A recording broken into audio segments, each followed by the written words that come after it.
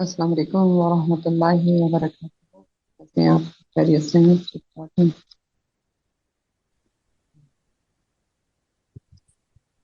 چلیں کلاس کا آغاز کرتے ہیں. وعلیکم السلام. میں نے سمجھا شاید کوئی ابھی ہے ہی نہیں، آواز ہی نہیں آئی. وعلیکم السلام وعلیکم کی. السلام ورحمۃ اللہ وبرکاتہ. میں جی جی. بس آپ کی کلاس اللہ. کے اسٹارٹ کرنے کا ویٹ کر رہے تھے اس لیے خاموش تھے. ہاں جی بالکل، کلاس اسٹارٹ کرتے ہیں، ٹائم ہو چکا ہے. اللہ صلی علی رسول الکریم. اما بعد فاعوذ باللہ من الشیطان الرجیم. بسم اللہ الرحمن الرحیم. رب اشرح لي صدري ويسر لي امري واحلل عقدة من لساني يفقهوا قولي ورب زدني علما. اللهم فقهنا في الدين.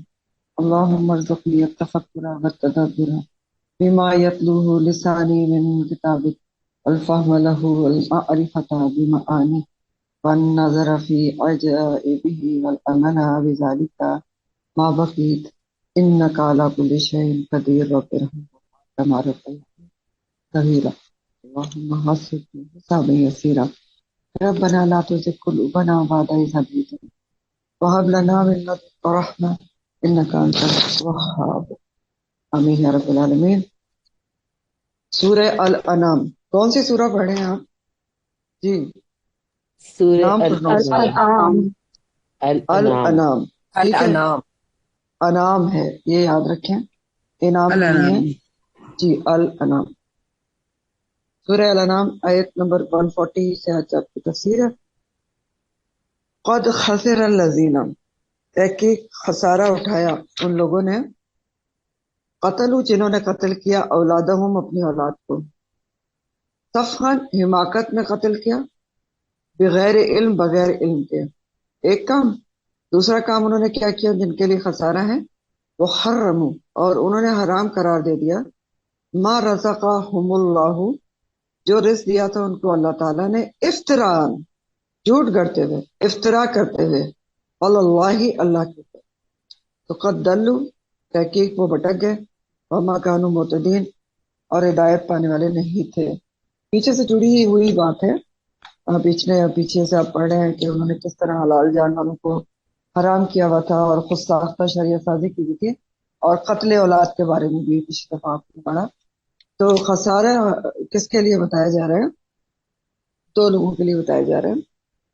وہ لوگ جنہوں نے اپنی اولاد کو قتل کیا حماقت میں، صفحاً بیوقوفی میں، کم عقلی میں. صفحاً کا لفظ آپ پہلے بھی پڑھ چکے ہیں، دوسرا پارے کا نام ہی اسی کے اوپر تھا، سیقول السفہاء. ٹھیک ہے، تو صفحہ صفی کی جمع تھی، اور وہ یہ ورڈ بھی صفی سے ہے. ٹھیک ہے، یہ بھی صفی سے ہے. صفی کہتے ہیں اصل میں سین فے اور ہا. صفی کہتے ہیں عقل، کم عقل ہونا، کم عقلی کی وجہ سے علم نہ ہونا. صفی کون ہوتا ہے؟ کم عقلی کی وجہ سے علم نہ ہونا. ٹھیک ہے، تو اس کو صفی کہتے ہیں. پھر ایک اور ڈیفینیشن بھی اس کی عموماً اس میں مفسرین نے کی ہے کہ صفی میں وہ کہتے ہیں دو باتیں پائی جاتی ہیں. ایک تو یہ کہ وہ کم عقل ہو، اس وجہ سے علم اس کے اندر نہ جا سکے، اور دوسرا کہ پست اخلاق بھی ہو، اخلاق کی پستی. اور اخلاق کی پستی بھی علم کے بغیر ہی ہوتی ہے بہرحال.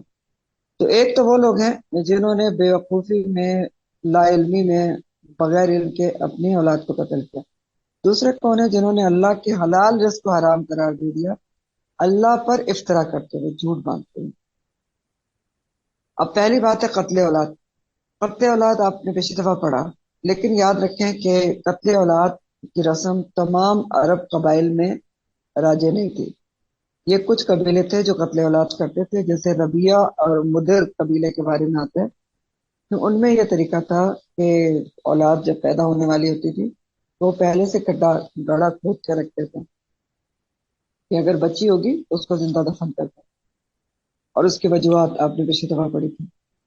بنو کنانہ کا جو قبیلہ ہے وہ یہ نہیں کرتا تھا، تو اس لیے ان کے لیے یہ خسارے کی اطلاع دی جا رہی ہے جو بھی یہ کام کرتا ہوں، کہ قد خسر الذین، وہ لوگ خسارہ پانے والے ہو گئے جنہوں نے اپنے اولاد کو قتل کیا بے وقوفی میں، بغیر علم.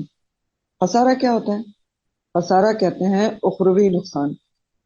کیوں؟ کیونکہ اصل دنیا کے خسارے تو آپ اس کی تلافی کر سکتے ہیں، لیکن جو آخرت کا نقصان ہے وہ ناقابل تلافی ہوتا ہے، irreparable ہوتا ہے۔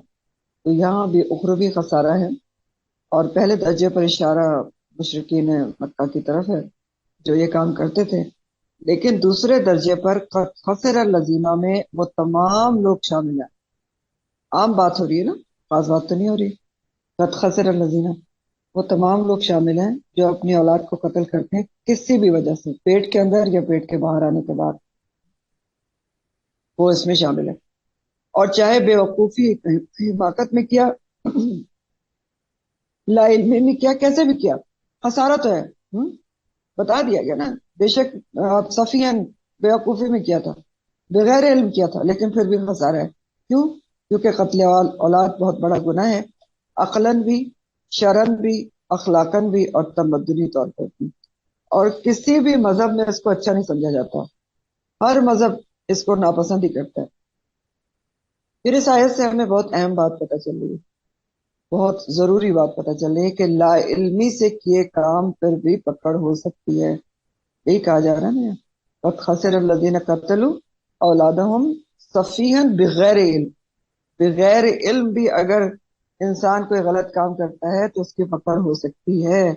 تو آپ سوچیں کہ العلم حاصل کرنا، قرآن و سنت کا علم حاصل کرنا کتنا ضروری ہے۔ اور اس آیت کی روح سے ان لوگوں کا خیال بھی بیکار ثابت ہو گیا جو کہتے ہیں نہ پڑھو نہ عمل کرنا پڑے گا۔ تو اللہ تعالیٰ تو کہہ رہے ہیں کہ اچھا بغیر علم کے بھی اگر کسی نے کیا، بے وقوفی میں بغیر علم، تو تب بھی خسارہ ہے۔ ٹھیک، تو یہ بھی بہت ضروری بات یہاں سے پتہ چل رہی ہے۔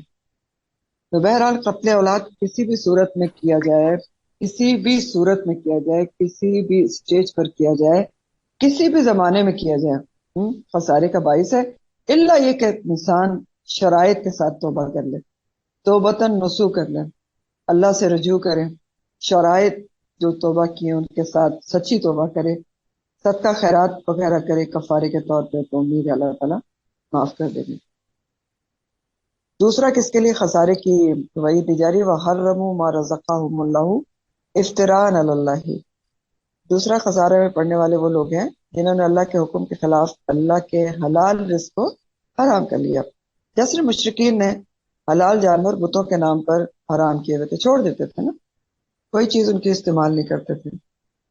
تو یاد رکھیں کہ کسی بھی اللہ کی حلال کردہ چیز کو ہم خود سے حرام نہیں کر سکتے، یہ اس میں بہت احتیاط کی ضرورت ہوتی ہے، اور خود سے کبھی بھی فتویٰ نہیں دینا چاہیے کہ فلاں حرام ہے اور فلاں حلال ہے۔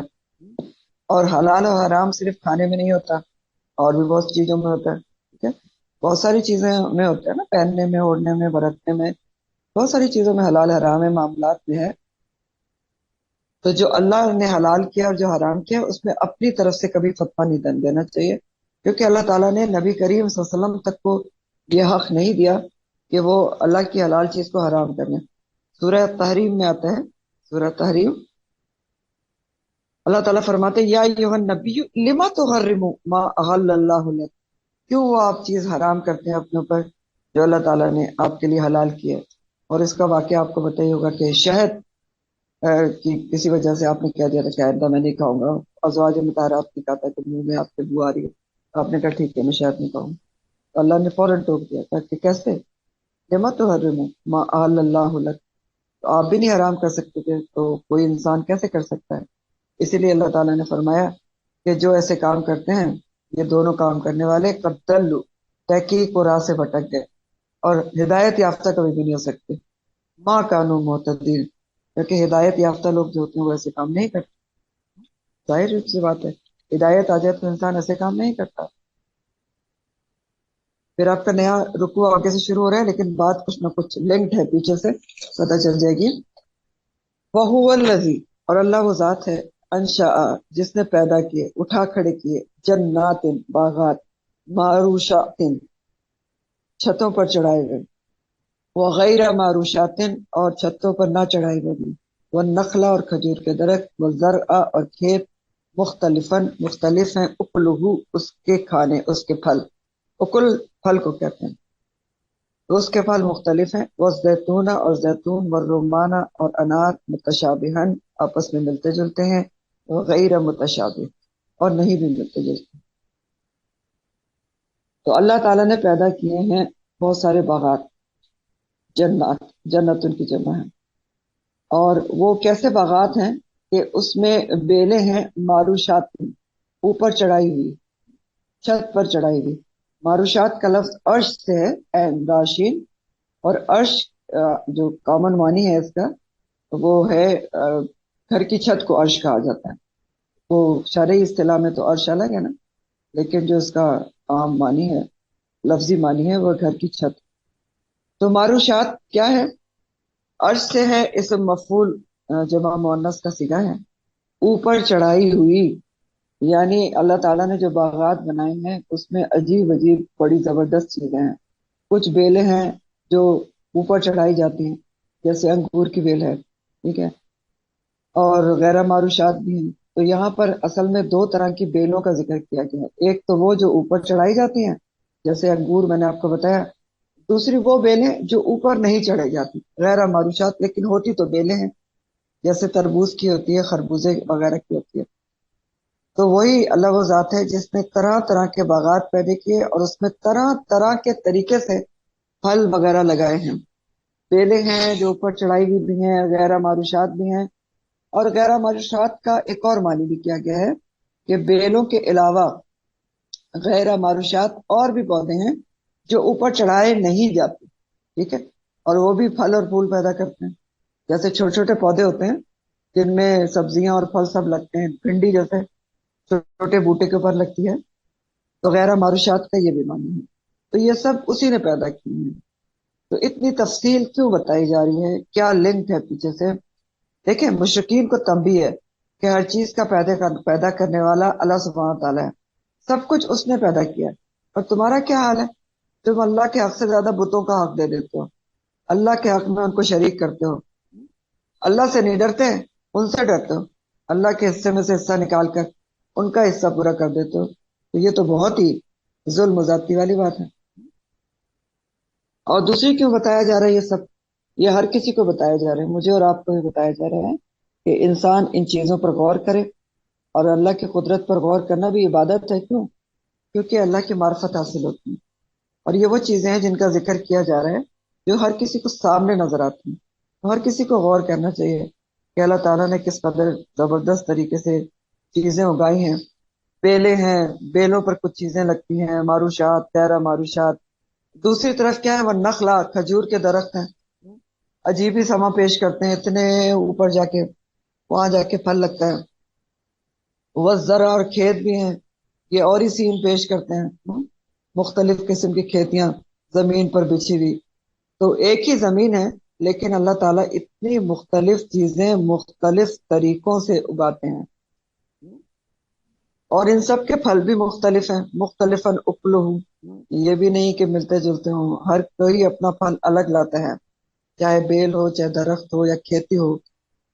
پھر دیکھو ذرا، وہ زیتون، زیتون کو دیکھ لو، انار کو دیکھ لو. یہ کچھ پھل ان کے آپس میں ملتے جلتے بھی ہیں اور کچھ نہیں بھی ملتے جلتے. تو یہ پیچھے بھی آپ پڑھ چکے ہیں کہ زیتون اور انار اور انگور وغیرہ اگر آپ دیکھیں، خاص طور پر زیتون اور انگور کو، تو ظاہری طور پر رنگ میں ملتے جلتے ہوتے ہیں، لیکن ذائقہ اور تاثیر بالکل جدا ہوتی ہے، نرمی سختی بھی فرق ہوتی ہے. تو آپس میں ملتے جلتے بھی ہیں لیکن مختلف بھی ہیں. پھر اسی طرح دیکھ لیں آپ، کہیں بیلیں ہیں، کہیں کھیت ہیں، کہیں درخت ہیں، کہیں بوٹے ہیں. تو نکلنے کا طریقہ بھی الگ الگ رکھا ہے اللہ تعالیٰ نے. اللہ تعالیٰ چاہتے تو ہر چیز درخت پہ لگ جاتی، ہر چیز جو ہے کھیت میں لگ جاتی، بیلوں پہ لگ جاتی. ایسا بھی نہیں ہے، اس میں بھی انفرادیت ہے، قدرت ہے. کہیں بیلوں پر لگ رہی، کہیں کھیتوں پر لگ رہی ہے، اور کہیں درختوں پر لگ رہی ہے. تو ہر چیز کا اگنے کا طریقہ بھی جدا جدا ہے. پھل اور اناج کا ذائقے تو مختلف ہیں ہی. پھر اسی طرح جو بات کی جا رہی ہے نا، متشابہن وغیرہ متشابہ، اس لحاظ سے آپ دیکھیں کہ ایک ہی فیملی کے جو پھل ہوتے ہیں نا، ان کے بھی ذائقے میں فرق ہوتا ہے. یہ سٹرس کی کتنی زیادہ فیملی ہے لیکن اس کے ذائقے فرق ہوتے ہیں. اب لیمن بھی سٹرس ہے اور کینو بھی سٹرس ہے، لیکن فرق تو ہے. اسی طرح آم کی اتنی ورائٹی ہوتی ہے، دیکھنے میں ملتے جلتے ہیں، متشابہ ہیں، لیکن ان کے جو ذائقے ہیں وہ غیر متشابہ، مختلف ہوتے ہیں. تو ہر ایک کی اپنی انفرادی خصوصیت ہے، اور اگر دیکھا جائے تو ہر درخت اپنی جگہ پر ایک پوری صنعت ہے، پورا کارخانہ ہے۔ ہر درخت، ہر پھلدار درخت پورا ایک انڈسٹری ہے کہ اس میں پھلوں کو پیدا کرتا ہے اللہ تعالیٰ، صاف ستھرا کرتا ہے، پھر پیک کر کے آپ کو پہنچایا جاتا ہے تازہ بتازہ۔ پیکنگ ہوتی ہے نا، کیلا پیک نہیں ہوتا، لیچی پیک ہوتی ہے، انار پیک ہوتے ہیں، تو ساری چیزیں پیک کر کے صاف ستھری آپ تک پہنچائی جاتی ہیں۔ تو یہ باتیں ہیں غور کرنے کی، اور اللہ تعالیٰ چاہ یہ رہے ہیں کہ ہم غور کریں۔ پھر فرمایا کلو، کھاؤ، اور آرڈر ہے، امر ہے، من ثمرہ ہی، ان کی پیداوار میں سے، ان کے پھلوں میں سے۔ ثمر اصل میں پودے کا ہر وہ حصہ کہلاتا ہے جو کھایا جا سکے۔ تو اللہ تعالیٰ کہہ رہے کھاؤ، یہ سب تمہارے لیے پیدا کیے ہیں، اس کی پیداوار میں سے، کھیت کی، درخت کی، لیکن ایک کام اور کرو، کھاؤ تو صحیح، ایک کام اور کرو کہ اذا اسمرا، جب وہ پھل آئے تو اس کو کھاؤ، لیکن اس کے ساتھ کیا کرو، وآتو، اور دو، حقہ، اس کا حق، یوم حصادہ، اس کی کٹائی کے وقت۔ پھلوں کا، کھیتیوں کا، ان سب کا حق بھی ادا کرو، کس دن؟ جس دن ان کی کٹائی کی جاتی ہے، حصادہ۔ تو حسدہ کا جو لفظ ہے وہ وقت پر کٹائی کے لیے استعمال ہوتا ہے، اور حسید کا جو لفظ ہے وہ بے وقت کٹائی کے لیے استعمال ہوتا ہے۔ تو اب یہاں پر کیا کہا جا رہا ہے؟ دیکھیں، کیونکہ آپ کو پتہ ہے کہ یہ سورہ جو ہے سورہ الانعام، یہ مکی سورہ ہے، تو اس لیے مفسرین کی رائے ہے کہ اس میں یہاں پر یہ حکم دیا جا رہا ہے کہ جب پھل اتارو یا اپنی کھیتی کو کاٹو تو اس وقت اس کا جو کھیت ہے یا پھل ہے اس کا حق ادا کرو۔ یعنی جب پھل اتارو یا کھیتی کاٹو تو اس میں سے اللہ کے نام پر بھی صدقہ خیرات کرو۔ یہ کیونکہ مکی سورہ ہے اس لیے یہ معنی کیا گیا ہے۔ ابھی زکوٰۃ اور عشر جو ہے وہ فرض نہیں ہوا تھا، تو مراد نفلی صدقہ ہے کہ غریبوں، غریب رشتہ داروں کو بھی کھیتی میں سے، پھلوں میں سے دو۔ وآتوا حقہ یوم حصادہ، حق ادا کرو کھیتی کا، اللہ نے جو حق رکھا ہے غریب رشتہ داروں وغیرہ کا، مسکینوں کا، وہ اس میں سے ادا کرو جس دن کٹائی کرتے ہو، یوم حصادہ، اس کی کٹائی کے دن ہی دو۔ اور بعض مفسرین کے نزدیک یہ آیت مدنی ہے، وہ کہتے ہیں کہ یہ آیت مدنی ہے اور اس سے مراد واجب صدقہ ہے، یعنی عشر ہوگا۔ عشر کس کو کہتے ہیں؟ جو زراعت کے اوپر زکوٰۃ لگتی ہے اس کو عشر کہا جاتا ہے۔ تو جیسے آپ سونے کے اوپر زکوٰۃ دیتے ہیں، جیسے آپ مال کے اوپر زکوٰۃ دیتے ہیں، اس طرح جو کھیتی کی اور زراعت کی، پھلوں وغیرہ کی زکوٰۃ ہوتی ہے اس کو عشر کہا جاتا ہے۔ اور اس کا نصاب یہ ہے کہ اگر زمین بارانی ہو، یعنی بارش سے وہ سیراب ہوتی ہے، آپ کو ایفرٹ نہیں کرنی پڑتی، قدرتی طور پر چشمے وغیرہ سے سیراب ہوتی ہیں، تو آپ کو عشر کتنا نکالنا ہوگا؟ 10واں حصہ نکالنا ہوگا، عشر نکالنا ہوگا پھلوں اور کھیتی میں سے۔ لیکن اگر زمین نہری ہو اور آپ مصنوعی طریقے سے اس کو اریگیٹ کرتے ہو، یعنی آپ کا پیسہ لگتا ہے اور محنت لگتی ہے، ٹیوب ویل آپ نے لگایا ہے، تو پھر 20واں حصہ جو ہے وہ عشر ہوگا۔ یہ بخاری کے حدیث کے مطابق ہے۔ اور یہ نفلی صدقہ یا عشر نکالا کس دن جائے گا؟ آتو حقہ یوم حصادہ، جس دن بھی فصل کی یا پھل کی کٹائی ہوگی اس دن یہ عشر یا صدقہ نکالا جائے گا۔ سال بعد کا نصاب نہیں ہے یہاں پہ، جتنی دفعہ کٹائی ہوگی اتنی دفعہ عشر نکالا جائے گا۔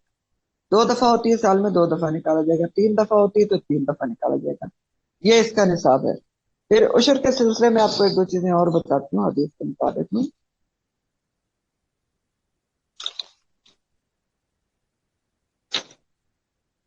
جی، ایک تو بات یہ ہے کہ یہ جیسے ہمارا زکوٰۃ کا بھی نصاب ہوتا ہے کہ سونا اگر 7.5 تولہ سونا ہوگا تو زکوٰۃ لگے گی، اسی طرح غلے کی پیداوار کے بارے میں بھی یہ حکم ہے۔ یہ حدیث کا مفہوم بخاری کا میں آپ کو پڑھ کے سنا رہی ہوں کہ غلے کی پیداوار اگر 5 وسق سے کم ہو تو اس پر زکوٰۃ نہیں ہوگی، کیونکہ پھر اس کو کاشتکار یا زمیندار کے گھر کا سالانہ خرچہ تصور کیا جائے گا، ٹھیک ہے۔ لیکن اگر 5 وسق سے تھوڑی بھی زیادہ ہو گئی تو پھر ساری مقدار پر زکوٰۃ واجب ہوگی۔ یہ ویسے ہی اصول ہے جیسے سونے کا بھی ہوتا ہے، ٹھیک۔ تو اگر 5 وسق سے کم ہے تو پھر عشر نہیں لگے گا۔ اب 5 وسق کتنا ہوتا ہے؟ اس کی کنورژن اصل میں علماء نے مختلف کی ہے۔ بعض علماء نے کہا ہے کہ 900 کلو گرام سے کم پیداوار پر زکوٰۃ نہیں ہے، 900 کلو گرام سے کم پر، اور بعض علماء کے مطابق 5 وسق 660 کلو گرام بنتے ہیں، تو انہوں نے کہا کہ اس سے کم پر عشر نہیں لگے گا۔ تو بہرحال یہ جس کا کام ہو، کوئی باغات وغیرہ ہو، تو اس کو چاہیے کہ وسق کا صحیح حساب معلوم کر لے کہ 900 بنتا ہے یا 660 بنتا ہے، اور تھوڑا بڑھا کر ہی دے دے تو اچھی بات ہے، لیکن بہرحال اس سے کم کے اوپر زکوٰۃ یہ جو عشر ہے وہ نہیں لگتی۔ پھر اسی طرح جو سبزیاں ترکاریاں جلد خراب نہیں ہوتی نا، آلو لہسن ادرک وغیرہ، تو ان پر بھی زرعی زکوٰۃ واجب ہوتی ہے، عشر لگتا ہے، لیکن جو جلد خراب ہو جانے والی ہیں جیسے ٹنڈا اور کریلے توریاں وغیرہ، تو اس پر زرعی زکوٰۃ واجب نہیں ہوتی۔ تو یہ کچھ چیزیں تھیں جو میں نے زکوٰۃ کے اس کے عشر کے سلسلے میں بتائی، لیکن پتہ ہونا چاہیے کہ زکوٰۃ جو ہے وہ زرعی کھیتی پر وغیرہ پہ بھی لگتی ہے، زراعت پہ بھی لگتی ہے، اور جانوروں پہ بھی زکوٰۃ ہوتی ہے، کیونکہ یہ بھی سب کچھ ہے۔ تو بہرحال یہ اللہ تعالیٰ نے کہا کہ جس دن کھیتی کو کاٹو گے نا، اس دن تم نے اس کا عشر نکالنا ہے، سال میں 2 دفعہ کاٹیں گے تو 2 دفعہ نکالیں گے۔ تو آتو حقہ یوم حصادہ، اور ولا تسرفوا، اسراف نہ کرو۔ اب اسراف کہاں نہ کرو، یہ جنرل بات نہیں ہو رہی، یہ بات ہو رہی ہے کہ خاص طور پر کھیتی کے اندر پھلوں کو جب کاٹو تو اس میں اسراف نہ کرو۔ تو کیسے اسراف نہ کرو؟ اسراف کے معنی کیا ہوتے ہیں؟ حد سے تجاوز نہ کرو۔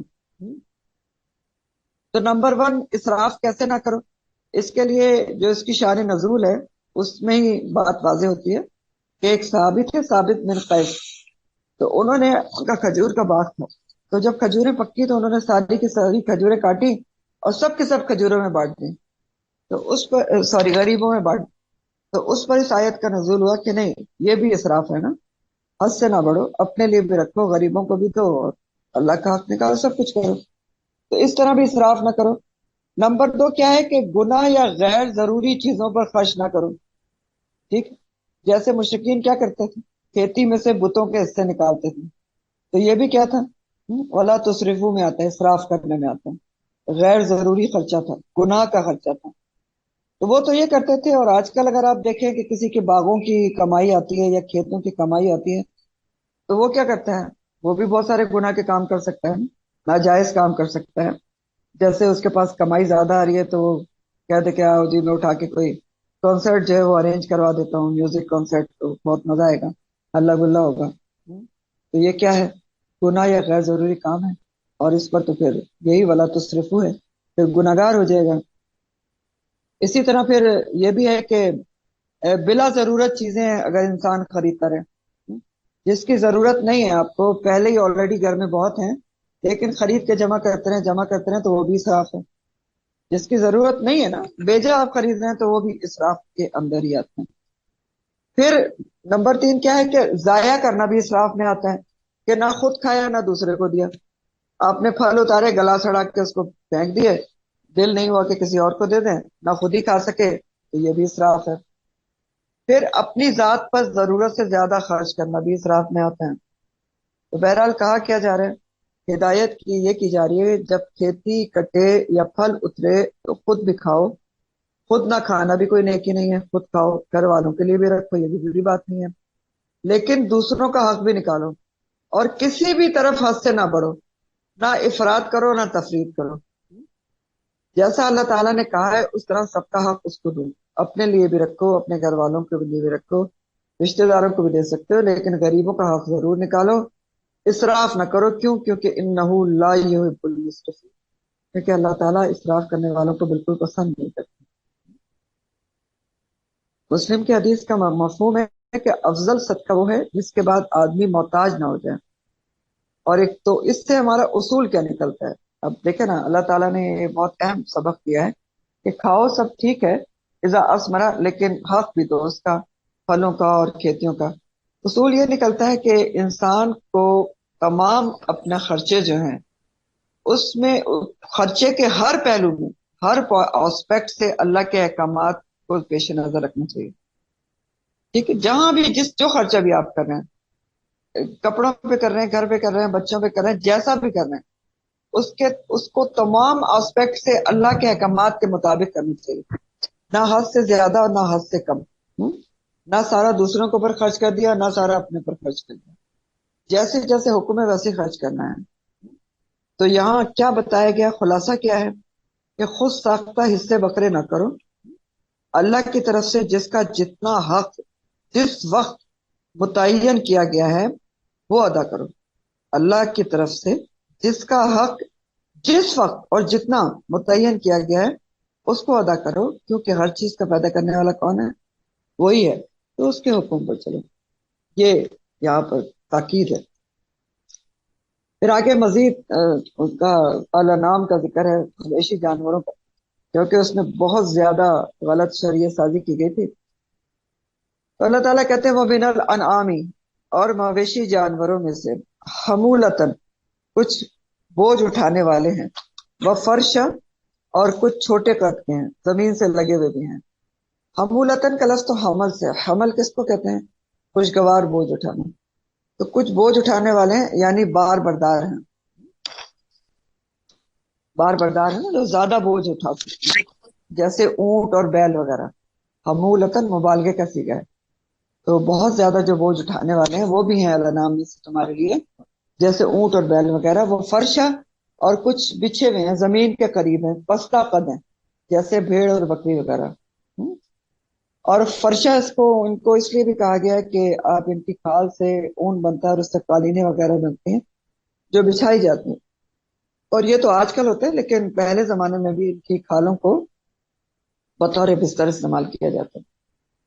تو دونوں کا ذکر ہے کہ دیکھو اور بھی کتنے فائدے ہیں تمہارے لیے الانعام میں، تم ان کو چھوڑ دیتے ہو بتوں کے نام پر، عجیب بے وقوفی کی بات ہے۔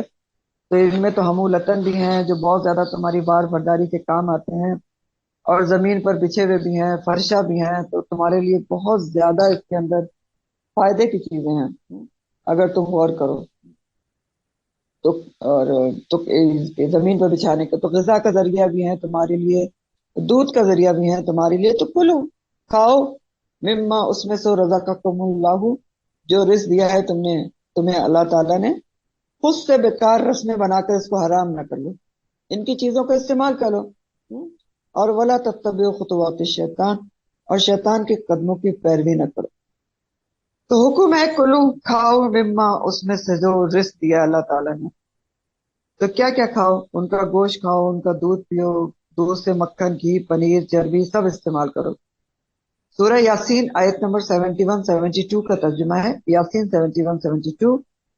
کیا وہ نہیں جانتے کہ ہم نے یہ چیزیں ان کے فائدے کے لیے پیدا کی ہیں، اور ان جانوروں کو بنانے میں ہمارے ہاتھوں نے کام کیا ہے، جن کے وہ مالک بنے بیٹھے، بنایا اللہ نے ہے، جن کا مالک انسان بنا بیٹھا ہے، اور ہم نے یہ جانور انسانوں کے لیے مسخر کر دیے ہیں، بعض پر تو وہ سوار ہوتے ہیں اور بعض کو ذبح کر کے کھاتے ہیں۔ تو اب دیکھیں کہ الانعام میں کتنے زیادہ فائدے ہیں، اور نہ کہ وہ اٹھا کے انہوں نے حرام قرار دے دیا۔ پھر اسی طرح سورہ نحل آیت نمبر 66 ہے، نحل 66، اللہ تعالیٰ فرماتے ہیں وَإِنَّ لَكُمْ فِي الْأَنْعَامِ لَعِبْرَةً، البتہ عبرت ہے تمہارے لیے مویشی جانوروں میں۔ کیسے؟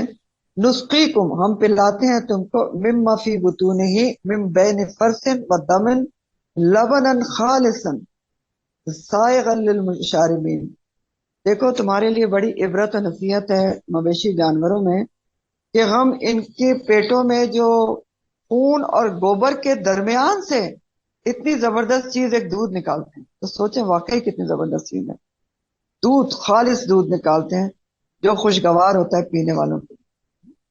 تو بہت ہی اللہ کی قدرت ہے۔ دیکھیں دودھ کیسے بنتا ہے، اندر کوئی فیکٹری لگی ہوئی ہے ان کے پیٹوں میں، لگتا تو ایسے ہی فیکٹری لگی ہوئی ہے، وہ گوبر نکالتے ہیں اور پتہ نہیں کیا کھاتے ہیں، اور نکلتا دودھ ہے بڑا زبردست طریقے۔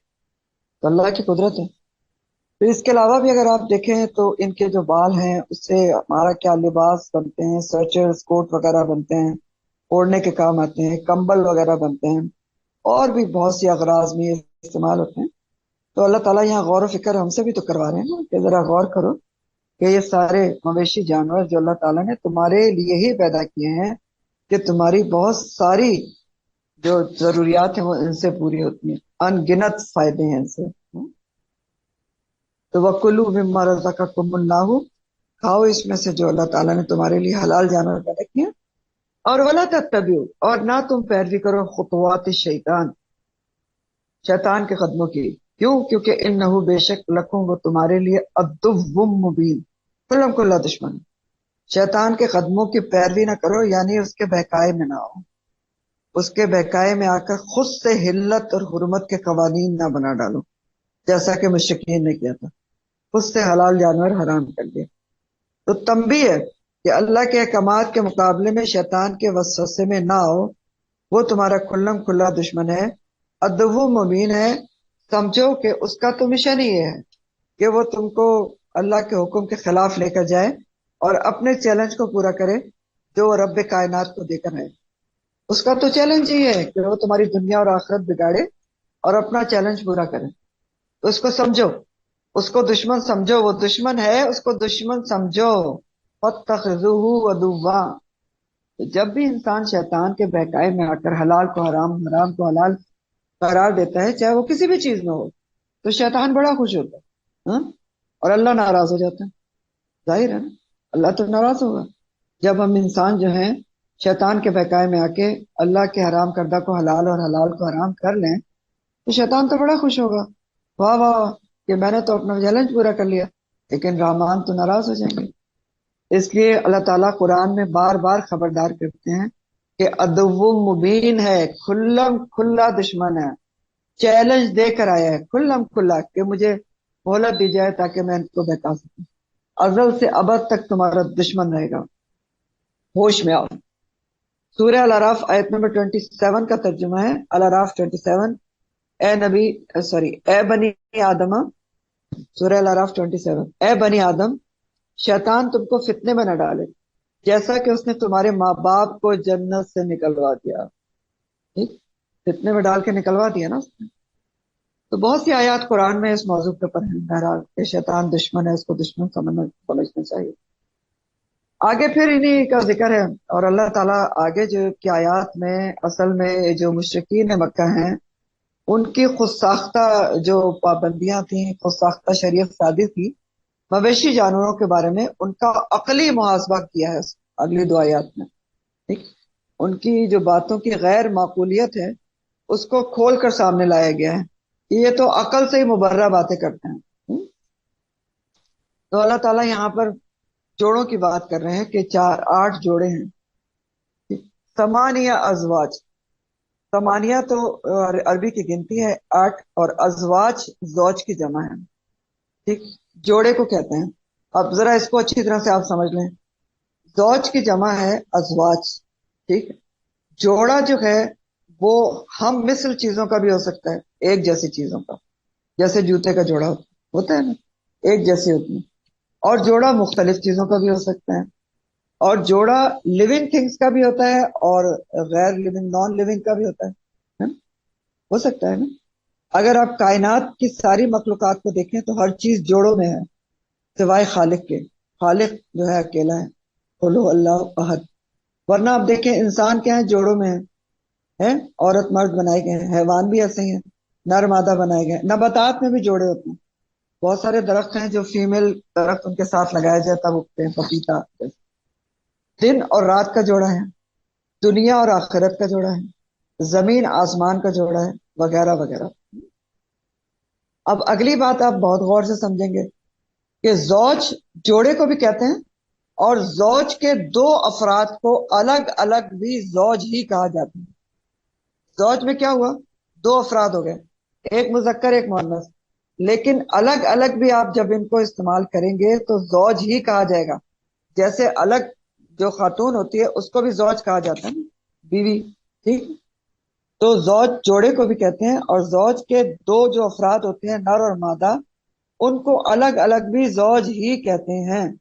ٹھیک ہو گیا۔ اب یہاں پر اللہ تعالیٰ نے کہا کہ ثمانیہ ازواج، تو اس کا مطلب کیا ہے کہ یعنی جنس 4 ہیں، 4 جنس کے جانور ہیں، لیکن جوڑے 8 ہیں۔ 4 جنسیں ہیں لیکن اس میں پیئرز کتنے ہیں، 4 ہیں، لیکن زوج کتنے ہیں اس میں، 8 ہیں۔ ٹھیک ہو گیا۔ جنس کتنی ہے، جیسے بکرے کی جنس ہے، بھیڑ کی جنس ہے، اونٹ کی اور گائے کی، 4 ہو گئی. لیکن اس میں زوج 8 ہے. وہ کیسے ہیں؟ بکرا بکری، بھیڑ مینڈا، اونٹ اونٹنی اور گائے اور بیل. ٹھیک ہے. اب اس سے زیادہ تو میں ایکسپلین نہیں کر سکتی یار، امید ہے آپ کو سمجھ میں آ گیا ہوگا. تو بہرحال یہاں میم کہا جا میرا رہا ہے خیال میں اس میں جیسے آپ زوج کہہ رہی ہیں، جیسے انگلش میں اسپاؤس کہتے ہیں، چاہے مرد ہو چاہے عورت جی ہو. جی جی ہاں، اسپاؤس ہی ہوتا ہے انگلش میں، زوج کی انگلش اسپاؤس ہے. جی. تو ایسا ہی ہے کہ آپ دیکھیں نا، بیوی کو بھی آپ اسپاؤس کہتے ہیں اور مرد کو، شوہر کو بھی آپ اسپاؤس کہتے ہیں، ایسا ہی ہے نا. تو یہی بات یہاں پر کہی جا رہی ہے کہ اللہ تعالیٰ کہہ رہے ہیں سمانیہ ازواج، 8 جوڑے ہیں، یعنی 8 نر اور مادہ ہیں. اس سے بس بات کلیئر ہو جانا چاہیے. 8 نر اور مادہ ہیں. ٹھیک ہو گیا. کون کون سے ہیں؟ من الدان اثنین، بھیڑ میں سے 2 ہیں. دان بھیڑ کو کہتے ہیں. 2 کون سے ہو گئے؟ نر اور مادہ ہو گئے بھیڑ میں سے. کون سے؟ بھیڑ اور مینڈا. ہو گیا. تو بھیڑ میں سے بھی 2 ہیں کہ نر اور مادہ ہیں اس کا. اور اسی طرح من الماضی، اور بکری میں سے بھی 2 ہیں اس نئی نہیں. وہ 2 کون سے ہیں؟ بکرا اور بکری ہے. ٹھیک ہو گیا. تو اب آگے اللہ تعالیٰ پوچھ رہے ہیں، نبی کریم صلی اللہ علیہ وسلم سے کہہ رہے ہیں کہ ذرا آپ ان سے پوچھئے، یہ بے عقلوں سے، قل آز ذکرینی، کہہ دیجئے، پوچھئے، کیا 2 مذکر حرم اس نے حرام کیے ہیں ان جوڑوں میں سے؟ امل انثیینی، یا 2 ماداؤں کو حرام کیا اس نے؟ یا امشتملت، یا مشتمل ہے علیہ اس پر ارحام الانثیین، ان کو حرام کیا. ٹھیک. 2 مادہ حرام کر دیے ہیں اللہ تعالیٰ نے، یا 2 مذکر حرام کر دیے ہیں، یا جو ان ماداؤں کے رحموں میں ہوتا ہے بچہ، کیا اس کو حرام کر دیا ہے؟ ذرا بتاؤ. نبئونی، بتاؤ مجھ کو، خبر دو مجھ کو، بے علم، ساتھ علم کے، ان کنتم صادقین، اگر تم سچے ہو. اب میں آپ کو ایک دفعہ با محاورہ پڑھ کے سنا دیتا ہوں، اور اس سے زیادہ پھر ایکسپلینیشن ہو نہیں سکتی. آپ با محاورہ سن لیجیے اس کا ترجمہ. جی. سمانیہ ازواج، کل 8 نر اور مادہ ہیں، بھیڑ کے 2 اور بکری کے 2. تو آپ صلی اللہ علیہ وسلم ان سے پوچھئے، کیا اللہ نے دونوں نر حرام کر دیے ہیں، یا دونوں مادائیں حرام کر دی ہیں، یا وہ بچے جو ان ماداؤں کے پیٹ میں ہوتے ہیں وہ حرام کر دیے ہیں؟ تو اگر تم سچے ہو تو مجھے علم وحی کے مطابق کوئی بات لا کر دکھاؤ. ٹھیک ہو گیا. یہ کہا جا رہا ہے، ان کی عقلی محاسبہ کیا جا رہا ہے کہ یہ کیسے ہو سکتا ہے کہ کہیں پر جو ہے وہ میل جو ہے وہ حرام ہے، اس کی مادہ حلال ہے. دیکھیں انہوں نے اسی طرح کی چیزیں کی ہوئی تھی نا. انہوں نے کیا کیا ہوا تھا؟ جو حام اور بحیرہ اور صاحبہ تھا، تو حام کیا ہوتا تھا؟ میل اونٹ تھا جس کے نطفے سے 10 اونٹ پیدا ہو چکے ہوں، تو اس کو وہ حرام قرار دے کے چھوڑ دیتے تھے کہ نہیں، اس کو نہیں استعمال کرنا. صاحبہ کیا تھی؟ وہ بکری تھی جس سے ٹوئنز بچے بہت دفعہ پیدا ہو چکے ہوں. تو کہیں پر مادہ حرام کر دیا، کہیں پر جو نر حرام کر دیا. اور کہیں پر کیا کیا کہ انہوں نے کہا کہ اس کے پیٹ سے جو بچہ پیدا ہوگا حرام جانور کے، تو اگر زندہ پیدا ہوا تو مرد تو کھا سکتے ہیں لیکن عورت نہیں کھا سکتی، مردہ پیدا ہوا تو سب کھا سکتے ہیں. تو اس کے اوپر اللہ تعالیٰ ان کا عقلی محاسبہ کر رہے ہیں کہ ذرا ان سے پوچھئے. اور آج جو ہے نا، قل الذکرین، یہ استفہام انکاری کہلاتا ہے، یعنی سوال کیا جا رہا ہے لیکن اس کا جواب انکار میں ہی ہے، نفی میں ہے. کہ ذرا ان سے پوچھئے نبی کریم صلی اللہ علیہ وسلم، ان مشرکین سے، کیا اللہ تعالیٰ نے صرف 2 نر حرام کر دیے کہ بکرا اور مینڈا حرام ہے، یا 2 مادائیں حرام کر دیے کہ بھیڑ اور بکری کو حرام کر دیا ہے، یا ان کے پیٹوں میں جو بچے ہیں ان کو حرام کر دیا ہے؟ یعنی یہ کیسے ہو سکتا ہے کہ ایک ہی جنس کے نر اور مادہ ہیں، ٹھیک ہے، ایک حلال ہو گیا اور دوسرا حرام ہو گیا؟ عجیب بات ہے نا. یا مادہ حلال ہو گئی، نر حرام ہو گیا. نر حلال ہے تو مادہ حلال نہیں ہے. یا پھر یہ کہ دونوں نر اور مادہ تو حلال ہیں لیکن ان کے پیٹ سے نکلا ہوا بچہ اگر زندہ ہے تو کسی کے لیے حلال ہے، کسی کے لیے حرام ہے.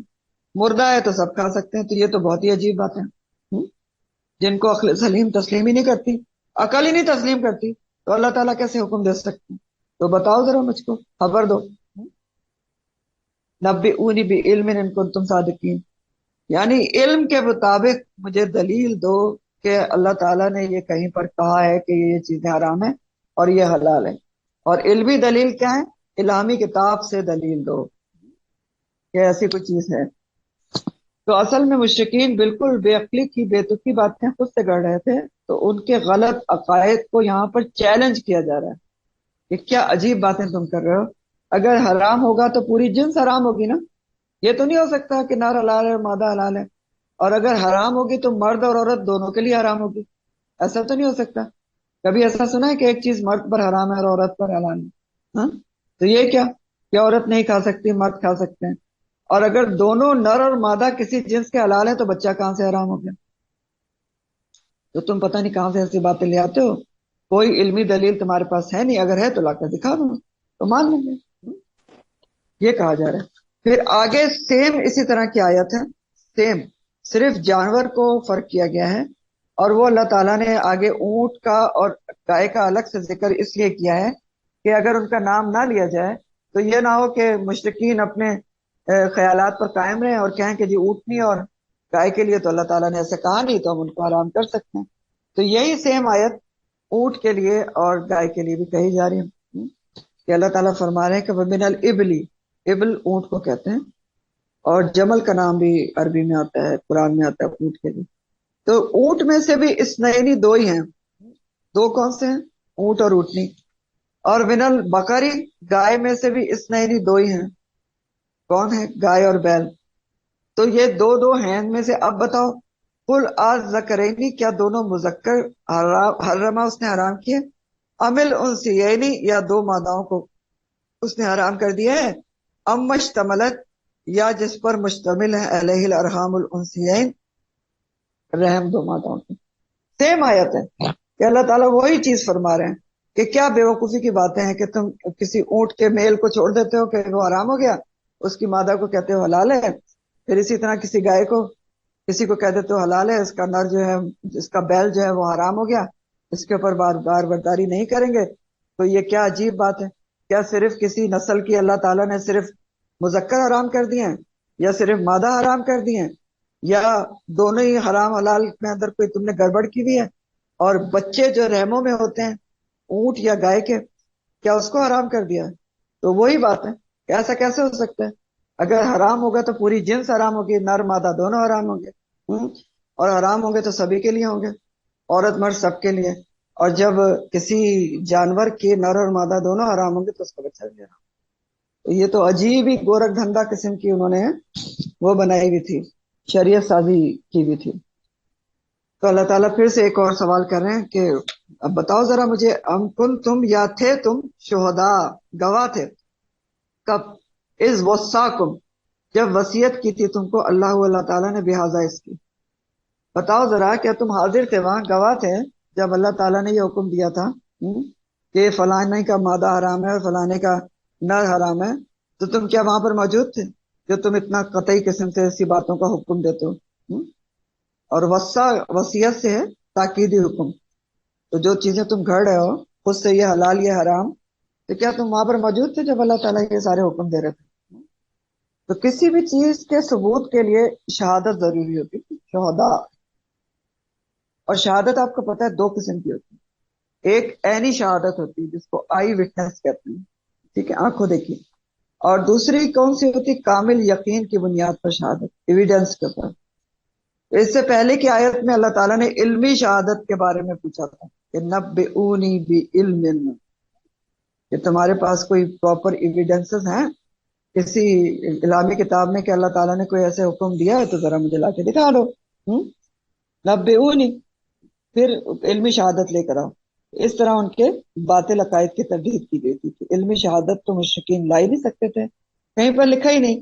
اور اس آیت میں کیا کہا جا رہا ہے؟ عینی شہادت کی بات ہے، آئی وٹنس کی۔ کیا تم عینی شاہد تھے وہاں پر جب اللہ تعالیٰ ایسے حکم دے رہے تھے جو تم خود سے گڑھ کے لا رہے ہو؟ تو یہاں پر بھی پھر اس چیلنج کے ذریعے بھی ان کے سارے یہ غلط عقائد کی تردید کر دی۔ اب آپ دیکھیں یہ ساری تفصیلات اللہ تعالیٰ کیوں بتا رہے ہیں؟ تاکہ لوگوں کو بے جا مشقتوں اور بے جا پابندیوں سے نکالا جا سکے کہ جو جانور حلال ہیں وہ مرد عورت دونوں کے لیے حلال ہیں، اور ان کی نر مادہ بچے سبھی حلال ہیں، تو بے فکر ہو کو کھاؤ، کلو مما رزقکم اللہ۔ اور اصل میں دین اسلام اور نبی کریم صلی اللہ علیہ وسلم کی آمد جو ہے وہ سب سے پہلے تو عرب کے لوگوں کے لیے بھی باعث رحمت ہے کہ لوگوں کے اوپر پڑے ہوئے بیجا رسموں کے جو توق تھے وہ ان سے ہٹائے جا رہے تھے. تو بہرحال اب آگے اللہ تعالیٰ ایک فائنل فیصلہ سنا رہے ہیں کہ جو کوئی بھی یہ سب کچھ کام کرتا ہے تو وہ کیا ہے، اس کے لیے کیا حکم ہے. فمن ازلم، تو کون سب سے بڑا ظالم ہے، ممن، اس سے جو افطرا گڑ لے اللہ، اللہ کے اوپر کذبن، جھوٹ. کون سب سے بڑا ظالم ہے؟ یہ جملہ آپ بہت دفعہ پڑھ چکے ہیں اور اس کا معنی کیا ہوتا ہے کہ وہی سب سے بڑا ظالم ہے. کون؟ جو اللہ کے اوپر جھوٹ کر لے، جھوٹ باندھے. افطرا اللہ کذبن، کیوں اللہ کے اوپر جھوٹ باندھے؟ لیضل، تاکہ وہ بھٹکا دے الناس، لوگوں کو، بغیر علم، بغیر علم کے. اور بے شک ان اللہ لا یہدی القوم الظالمین، اللہ ظالم قوم کو ہدایت نہیں دیتا. تو سب سے بڑا ظالم اللہ کی نظر میں کون ہے؟ جو اللہ سے وہ بات منسوب کر دے جو اللہ تعالیٰ نے نہیں کہی. اور کیوں منسوب کر دے، کیوں کر دے؟ تاکہ لوگوں کو گمراہ کرے بغیر علم کے، کہ خود بھی اس کے پاس علم نہیں ہے، خود بھی بھٹکے اور دوسروں کو بھی بھٹکائے. ابن کثیر کے مطابق اس آیت میں اشارہ ایک شخص عمر بن لوہی کی طرف ہے، لوہی، اور جس کا ایک دوسرا نام عامر بن عامر خزائی بھی آتا ہے، عامر بن عامر خزائی. اور یہاں پر کیا نام آیا ہے؟ عامر بن لوہی. تو ابن کثیر کے مطابق اس آیت میں اشارہ اس شخص کی طرف ہے جس کے بارے میں حدیث ابو داؤد میں آتا ہے کہ نبی کریم صلی اللہ علیہ وسلم نے فرمایا کہ میں نے عامر بن لوہی کو جہنم میں اپنی اتڑیاں کھینچتے ہوئے دیکھا ہے. کیونکہ عامر بن لوہی وہ سب سے پہلا شخص تھا جس نے سانڈ کی رسم ایجاد کی تھی. یعنی یہ صاحبہ، بحیرہ وغیرہ سب سے پہلے عامر بن لوہی نے ایجاد کی تھی. تو نبی کریم صلی اللہ علیہ وسلم نے اس کو جہنم میں دیکھا جب آپ معراج کے موقع پر اوپر گئے تھے نا آسمانوں پہ. ٹھیک. تو عمر بن لوہی جو ہے اصل میں یہ مکہ کا بہت ہی انفلوئنشل آدمی تھا، اثر رسوخ والا آدمی تھا. بت پرستی کی بنیاد بھی اسی نے ڈالی تھی.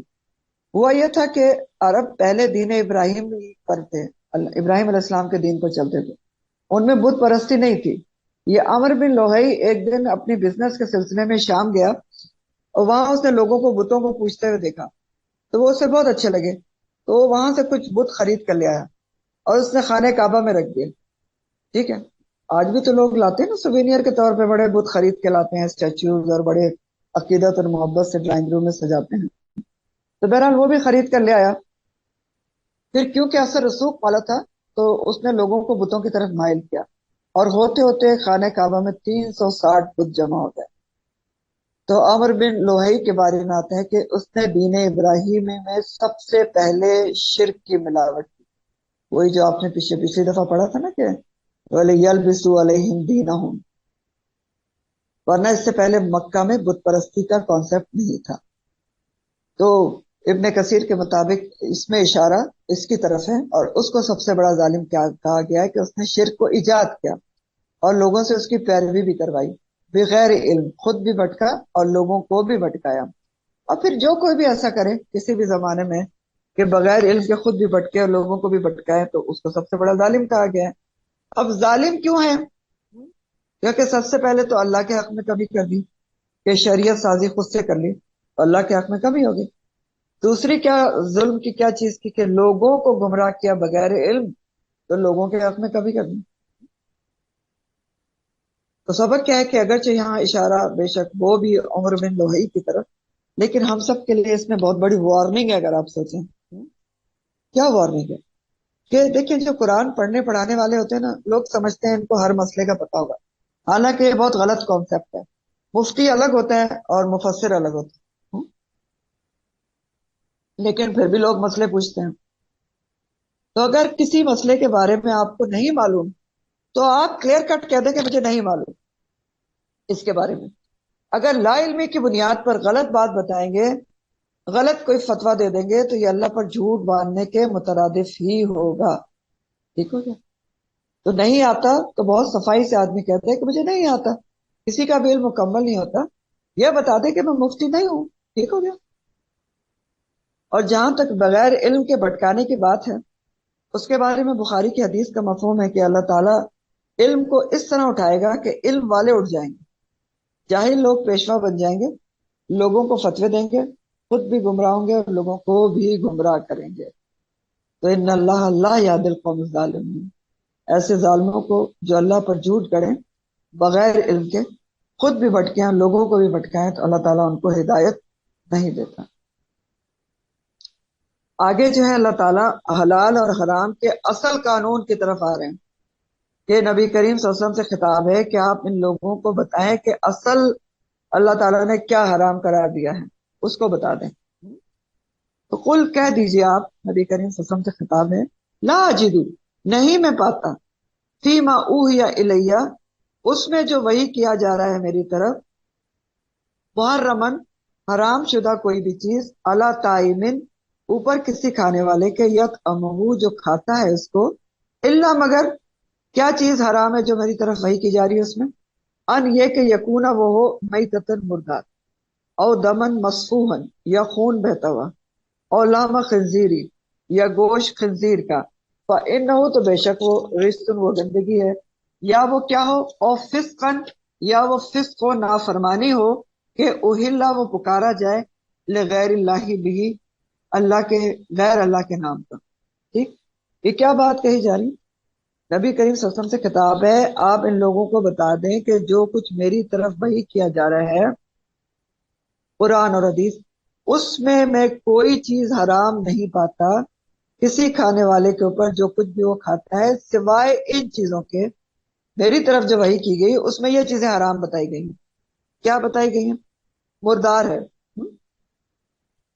جو بغیر شرعی ذبیحہ کے کسی وجہ سے مر گیا، اور ایسے مردار کی آپ 5 قسمیں سورہ المائدہ آیت نمبر 3 میں پڑھ چکے ہیں، جو طبعی موت مر گیا، گر کر مر گیا، یا گلا گھٹ کے مر گیا، یا سینگ لگ کر مر گیا، یا چوٹ کھانے سے مر گیا، یا جس کو درندے نے پھاڑ کھایا ہو۔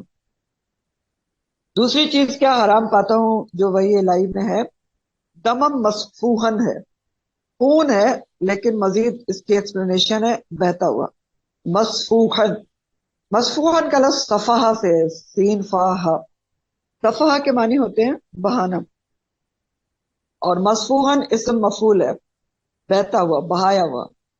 تو خون کون سا حرام ہے؟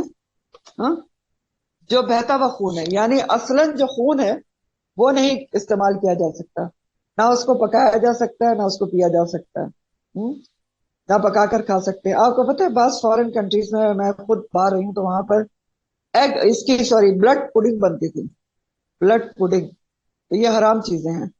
خون کو ایز سچ پیور حالت میں استعمال نہیں کیا جا سکتا، ہاں جو خون ہڈی پر یا گوشت کے ساتھ لگا ہوتا ہے وہ حلال ہے، کیونکہ اس کو الگ نہیں کیا جا سکتا، اور حدیث کے مطابق 2 جمے ہوئے خون حلال ہیں، کلیجی اور تلی۔ ٹھیک ہو کیا؟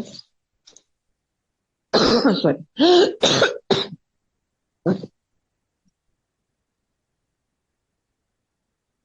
تیسری چیز کون سی حرام ہے جو میری طرف وحی کی جا رہی ہے، اس میں لحم الخنزیری فإنہ رجس، اور سور کا گوشت اصلاً حرام ہے۔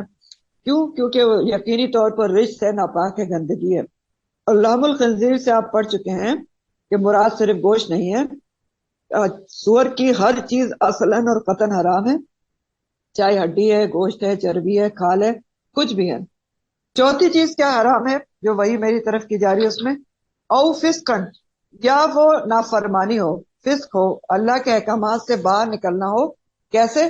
کہ کسی جانور کو پکارا جائے لغیر اللہ بھی، اللہ کے نام کے سوا، یعنی اور کیا چیز حرام ہے، کیا چیز نافرمانی ہے، اللہ کے حکم سے نکلنا ہے کہ کسی جانور کو اللہ کے نام کے علاوہ کسی اور کے نام پر ذبح کیا جائے، کسی آستانے پر، کسی جن، فرشتے، بت، پتھروں، درختوں کے لیے ذبح کیا جائے، ہاں، اور نام بھی اس کے اوپر غیر اللہ کا پکارا جائے، بت کا پکارا جائے، تو وہ کیا ہے، اصلاً حرام ہے۔ یا یہ کہ دوسری بات اس میں کیا ہوتی ہے کہ بے شک آپ نے کیا بظاہر نام اللہ کا لیا ہے، لیکن دل میں نیت کسی اور کی خوشنودی کی ہے، کسی بزرگ، کسی پیر فقیر، کسی مزار صاحب مزار کی ہے، تب بھی وہ حرام ہو جائے گا۔ کیوں؟ کیونکہ انما الاعمال بالنیات، اگر نیت کسی اور کے لیے ہے تو تب بھی وہ اہل لغیر اللہ میں آ جائے گا۔ تو جائے جانور حلال ہے، لیکن نام کسی اور کا پکارا گیا یا نیت کسی اور کے لیے تھی، تو دیکھنے میں چاہے بے شک جانور حلال ہے، صاف ستھرا ہے، لیکن وہ حرام ہو جائے گا، مانوی حرام ہو جائے گا۔ یہ چوتھی کیا ہوتا ہے؟ مانوی حرام ہوتا ہے، ٹھیک ہے۔ پھر اللہ تعالیٰ نے بتایا فَمَنِ اضْطُرَّ غَيْرَ بَاغٍ وَلَا عَادٍ فَإِنَّ رَبَّكَ غَفُورٌ رَحِيمٌ، یعنی جس مجبوری کی حالت میں حرام کھانے کی اجازت دی گئی وہ بھی تمہیں بتایا جا چکا ہے، یہ اس لیے یہاں دوبارہ آ رہا ہے۔ نبی کریم صلی اللہ علیہ وسلم سے کہا گیا نا کہ آپ ان کو بتائیں کہ اصل میں کیا چیزیں حرام ہیں، انہوں نے خود سے اتنی حرام کر لی ہیں، تو آپ بتائیں میری طرف جو وہی آ رہی ہے اس میں تو بس یہ حرام ہے، ٹھیک۔ کیا ہے؟ میں تتن یا دمم مسفوحا لام الخنزیر، یا جو بغیر غیر اللہ کے نام پر پکارا گیا، اور پھر جو میری طرف وہی آ رہی ہے اس میں حرام کی رخصت بھی بتا دی گئی ہے کہ اگر جان پر بن جائے اور کچھ کھانے کو نہ ہو تو دو شرائط کے ساتھ کھایا جا سکتا ہے، غیر باغن جو اللہ تعالیٰ کا باغی نہ ہو، اور ولا عادن اور حد سے بڑھنے والا نہ ہو۔ اور یہ کیوں ہے؟ کیونکہ اللہ تعالیٰ غفور الرحیم ہے۔ تو سورہ الانعام مکی سورہ ہے، یاد رکھیں یہ بھی ایک بہت ضروری بات ہے۔ ابتدائی طور پر یہ چیزیں حرام بتائی گئی تھی، بعد میں سورہ المائدہ نازل ہوئی اور اس میں حلال و حرام کی زیادہ تفصیلات بتائی گئی ہیں، اور جس میں کچھ چیزوں کو دائمی طور پر حرام قرار دیا گیا اور کچھ کو عارضی طور پر بھی حرام قرار دیا گیا، جیسے حالت حرام میں خشکی کا جانور حرام قرار دیا گیا، تو اور بھی بہت چیزیں ہیں۔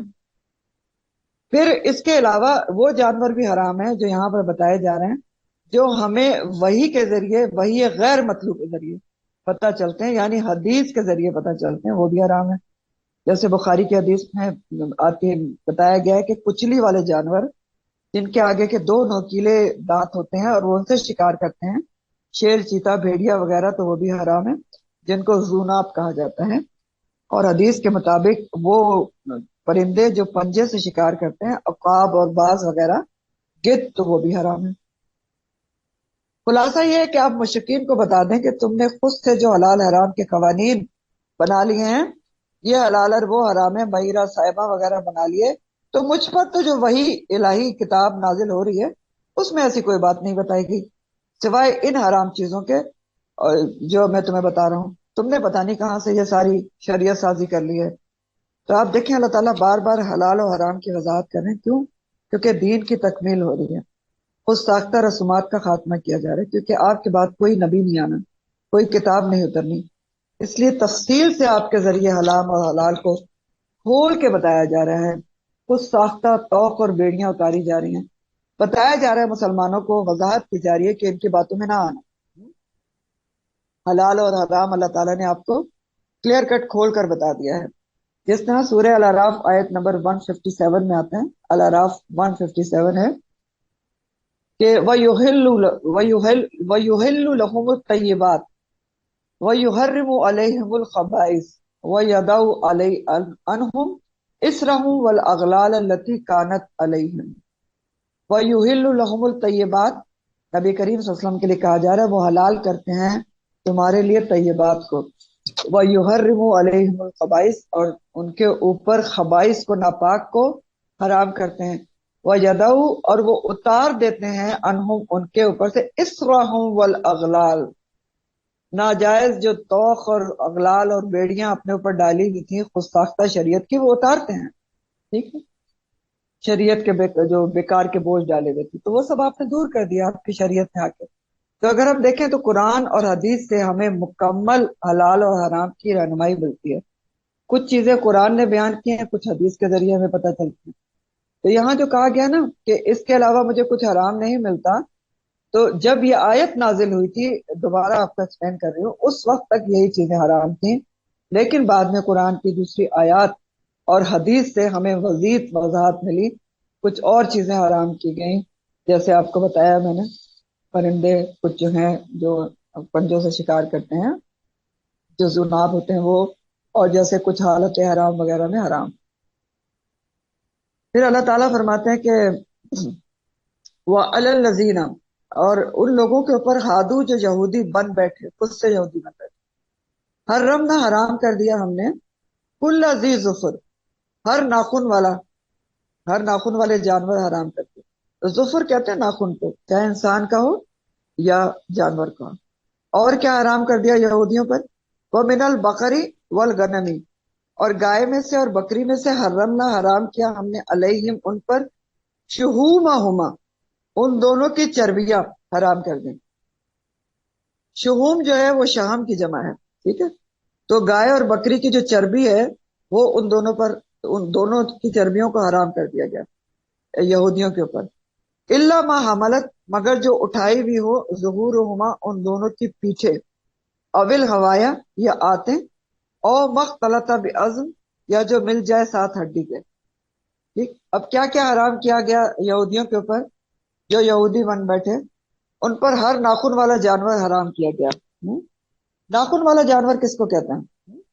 جیسے آپ دیکھیں یہ جو وہ جانور ہوتے ہیں جن کے جو انگلیاں ہوتی ہیں ان کے بیچ میں جھلی ہوتی ہے، جھلی سے وہ جڑے ہوئے ہوتے ہیں، اونٹ شتر مرغ اور بطخ وغیرہ، تو ان کو کہتے ہیں ناخن والے جانور.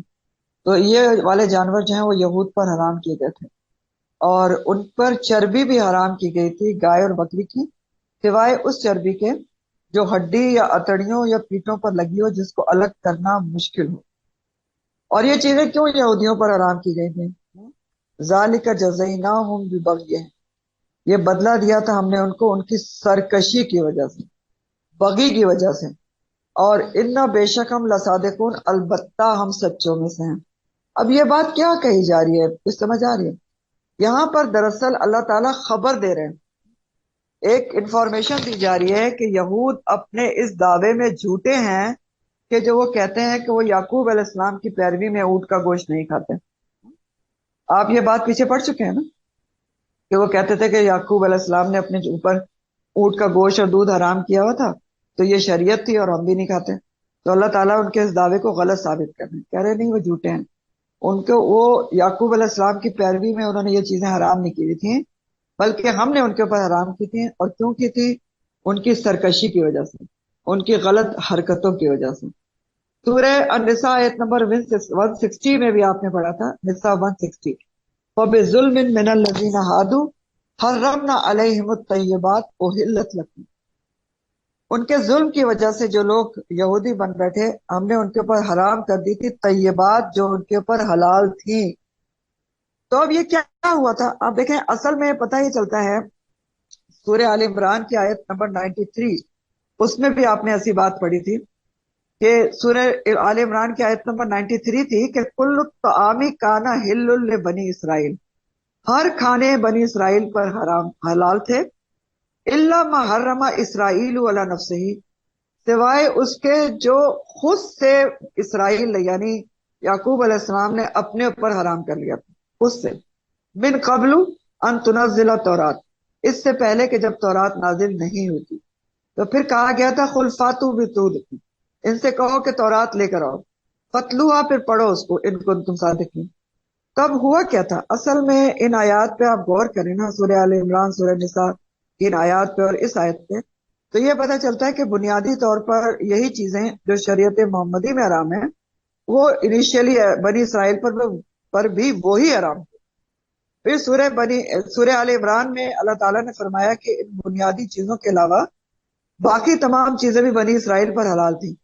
کل الطعام کانا حل لبنی اسرائیل، ٹھیک ہے، سوائے اس کے جو چیزیں یعقوب علیہ السلام نے خود اپنے اوپر حرام کر لی تھیں، جو ان کی طبیعت نہیں مانتی تھی یا ان کی کوئی بیماری تھی ان کو، اس کی وجہ سے انہوں نے حرام کی تھی. اور ان کے جو پیروکار تھے یہودی، انہوں نے وہ خود سے شریعت سازی کر کے اپنے اوپر حرام کر لی. تورات میں ان چیزوں کی حرمت کا کوئی حکم نہیں تھا. یہ یہود جو ہیں وہ خود سے انہوں نے کہتے تھے کہ انہوں نے جو یعقوب علیہ السلام تھے ان کی پیروی میں ہم اونٹ کا گوشت نہیں کھاتے اور دودھ نہیں پیتے. تو ایسا نہیں تھا، انہوں نے پہلے ایسا کیا تھا کہ ان کی جو یعقوب علیہ السلام تھے ان کی پیروی میں وہ چیزیں اپنے پر حرام کر لی. تورات میں ایسا کوئی حکم موجود نہیں تھا اور نہ ہی قرآن کے نزول تک ایسا کوئی حکم تورات میں لکھا بھی گیا تھا. اسی لیے آپ کو میں نے آیت پڑھ کے سنائی آل عمران کی کہ قرآن نے ان کو چیلنج کیا کہ اگر تورات میں ان اشیاء کی حرمت کا ذکر ہے جو تم نہیں کھاتے تو تورات کو لا کر دکھاؤ، فتلوہا، پڑھو اس کو. تو یہود نے اس چیلنج کو قبول نہیں کیا کیونکہ ان کو معلوم تھا کہ ایسا کوئی حکم ہے ہی نہیں. تو اس آیت سے ہمیں کیا معلوم ہوا جو آپ پڑھ رہے ہیں آپ، کہ ان چار بنیادی چیزوں کے علاوہ کچھ اور چیزیں بھی یہود پر حرام کی گئی تھی، یعنی ہر ناخن والا جانور جس کی انگلیاں پھٹی نہ ہو، اونٹ، شتر مرغ، بطخ وغیرہ، اور گائے اور بکری کی چربی بھی ان پر حرام تھی۔ تو یہ چیزیں بنیادی طور پر ان پر حرام نہیں تھی، لیکن جب انہوں نے بہت سرکشی کی تو اس کی پاداش میں ان پر حرام کر دی گئی بذریعہ وحی۔ اور یہ چیز جو ہے موسیٰ علیہ السلام کے کئی عرصے کے بعد ان کے اوپر حرام کی گئی، کیونکہ تورات میں تو ایسا کوئی حکم نہیں تھا۔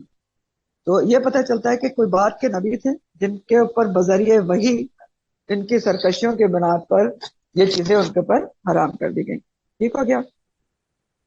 تو یہ بات ہے۔ اور ایسا ہوتا بھی ہے، اگر آپ دیکھیں آج بھی ہوتا ہے کہ انسان بہت زیادہ جب گناہوں میں پڑ جاتے ہیں اجتماعی طور پر، تو حلال چیزوں سے بھی محروم کر دیا جاتا ہے۔ جس طرح آج کل بھی آپ دیکھیں کتنی مہنگائی ہے، بہت ساری چیزیں جو ہیں وہ حلال ہیں لیکن نہیں کھا سکتے۔ تو بہرحال اللہ تعالیٰ نے ان کے جھوٹ کا پول کھولا ہے کہ جو یہود کہتے ہیں کہ وہ دعویٰ کرتے ہیں کہ یعقوب علیہ السلام کی پیروی میں وہ اونٹ کا گوشت نہیں کھاتے، تو ایسا نہیں ہے، یہ ہم نے ان کی سرکشی کی بنیاد پر ان کے اوپر حرام کیا تھا، خود سے وہ بھی کوئی چیز حرام نہیں کر سکے۔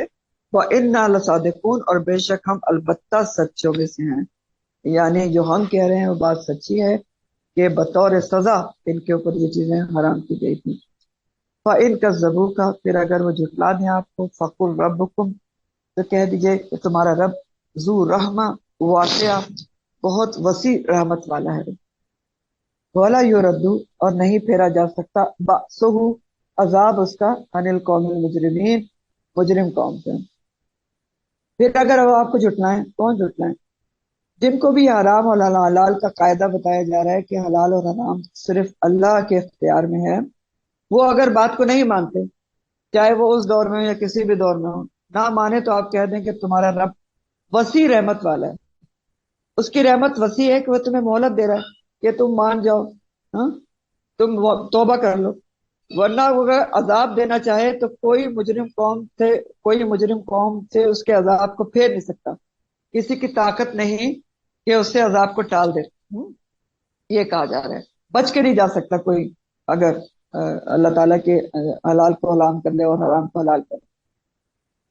تو سبق کیا ہے اس میں؟ کہا یہ جا رہا ہے کہ اگر لوگ سرکشی میں آپ کی بات نہیں مانتے تو آپ پریشان نہ ہوں، اگر ان کی فوراً پکڑ نہیں ہو رہی تو اللہ تعالیٰ کی رحمت ہے کہ وہ انسان کو مہلت کی اجازت دیتا ہے، مہلت دیتا ہے کہ انسان معافی مانگ لے، سدھر جائے۔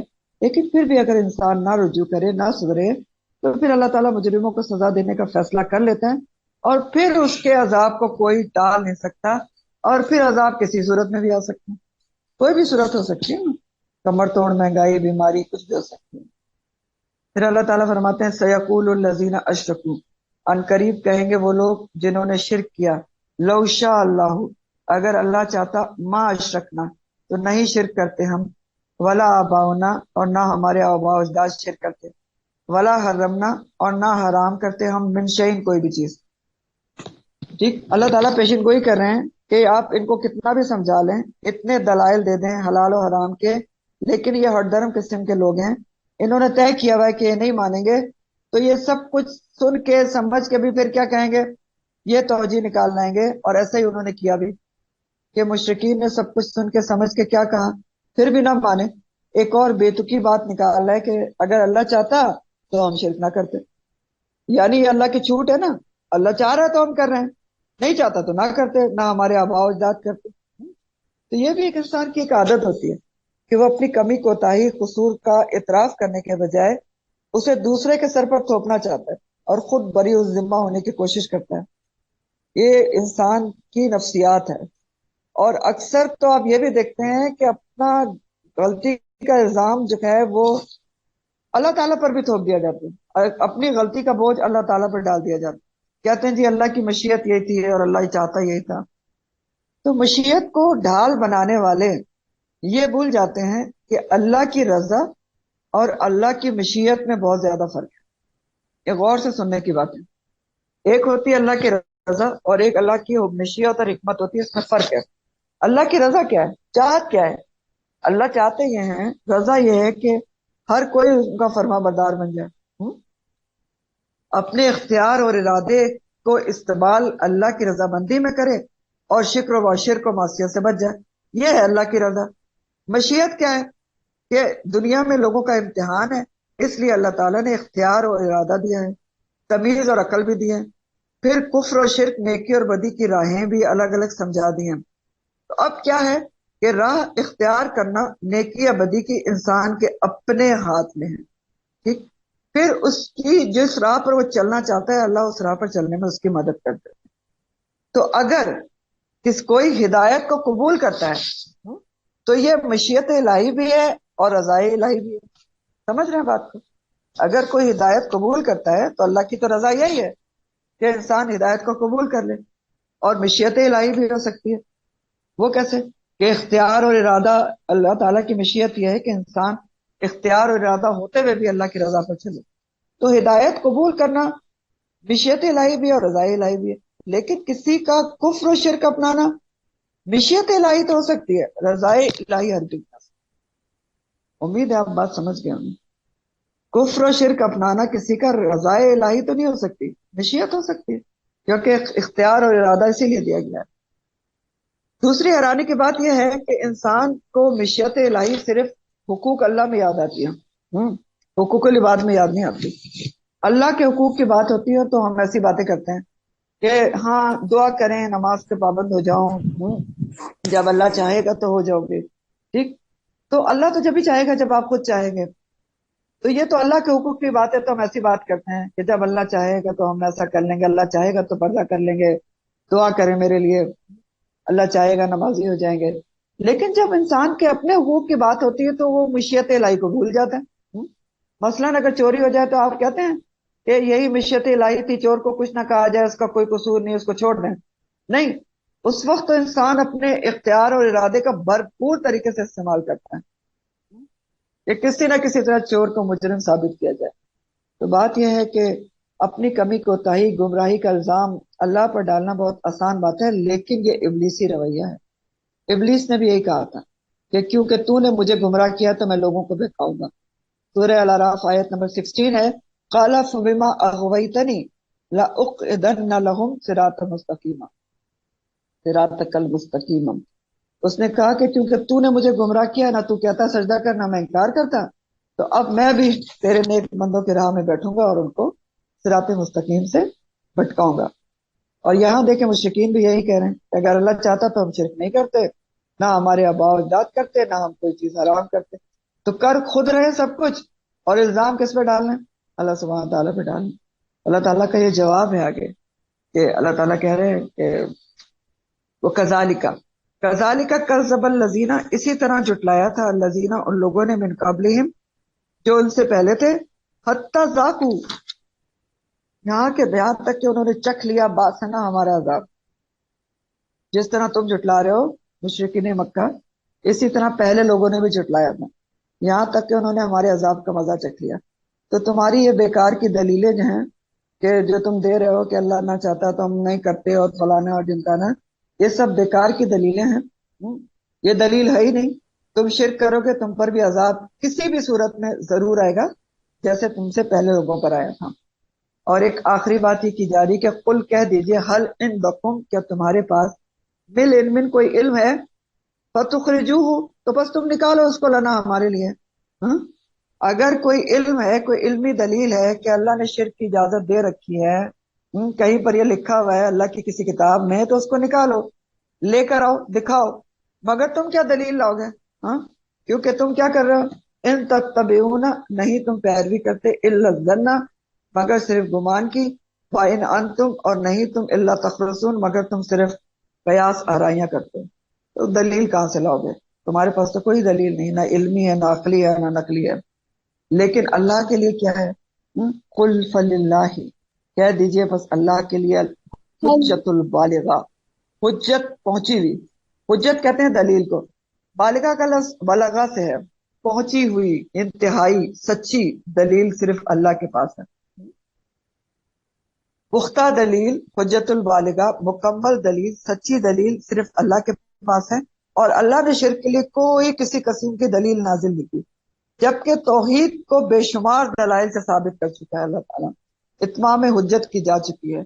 तौहीद के दलाइल तमाम कायनात में बिखरे पड़े हुए हैं, तमाम कुरान से साबित हैं, ہر بات کو پختہ دلائل سے سمجھا دیا گیا ہے، چاہے وہ توحید ہے یا حلال و حرام کے احکامات ہوں، سب کچھ واضح ہے، کوئی شک و شبہ، کوئی ابہام نہیں ہے۔ اللہ کی دلیل بالغہ ہے، غالب ہے، پہنچی ہوئی ہے، سچی ہے۔